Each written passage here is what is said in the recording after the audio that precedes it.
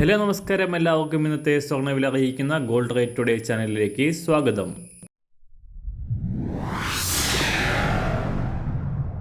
ഇന്നത്തെ സ്വർണ്ണവിലയിലേക്ക് കടക്കുന്നതിന് മുൻപായി എല്ലാ ദിവസവും സ്വർണ്ണവിലയും വെള്ളിവിലയും സ്വർണ്ണത്തെ സംബന്ധിച്ച് കൂടുതൽ വിവരങ്ങളും യഥാസമയം ലഭിക്കാനായി സ്ക്രീനിൽ വലതുവശത്ത് കാണുന്ന ചുവന്ന നിറത്തിലുള്ള സബ്സ്ക്രൈബ് ബട്ടൺ അമർത്തിയതിനു ശേഷം തൊട്ടടുത്ത് കാണുന്ന ബെൽ ബട്ടൺ കൂടെ അമർത്തി തുടർന്ന് വരുന്ന ഓപ്ഷൻസിൽ ഓൾ എന്ന് സെലക്ട് ചെയ്യുക. വീഡിയോ ഇഷ്ടമായാൽ ഒരു ലൈക്ക് നൽകാനും നിങ്ങളുടെ നിർദ്ദേശങ്ങൾ കമൻറ്റ് ചെയ്യാനും കൂടെ ശ്രദ്ധിക്കുക. ഇന്ന് 2025 മെയ് മാസം 14-ാം തീയതി, മേടമാസം 31-ാം തീയതി, ബുധനാഴ്ച, സമയം രാവിലെ 6 മണി. കഴിഞ്ഞ ദിവസം വൻ തകർച്ച നേരിട്ട സ്വർണ്ണവില വീണ്ടും ഉയർന്നു.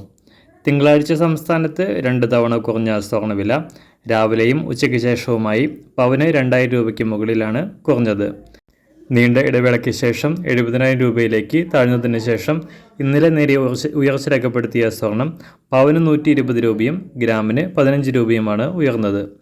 ഏപ്രിൽ 15-ന് ശേഷം ആദ്യമായാണ് സ്വർണ്ണവില കേരളത്തിൽ 70,000-ലേക്ക് എത്തുന്നത്.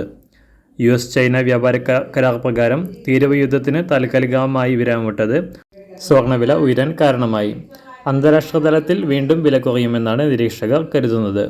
അതിനാൽ തന്നെ കേരളത്തിലും വില കുറയാൻ സാധ്യതയുണ്ട്. അതേസമയം ആഗോളതലത്തിൽ ഓഹരി വിപണികൾ വീണ്ടും ഉയർന്നത് സ്വർണ്ണവില കുറയാൻ കാരണമായി. ഇന്ന് രാവിലെ സ്വർണ്ണവില അന്താരാഷ്ട്ര മാർക്കറ്റിൽ 1 ഔൺസ് സ്വർണ്ണത്തിന് $3,256. സംസ്ഥാനത്ത് ഇന്ന് രാവിലെ 24 കാരറ്റ് സ്വർണ്ണവില 1 ഗ്രാം 9,561 രൂപ, 1 പവൻ 76,494 രൂപ. 18 കാരറ്റ് സ്വർണ്ണവില 1 ഗ്രാം 7,171 രൂപ, 1 പവൻ 57,370 രൂപ.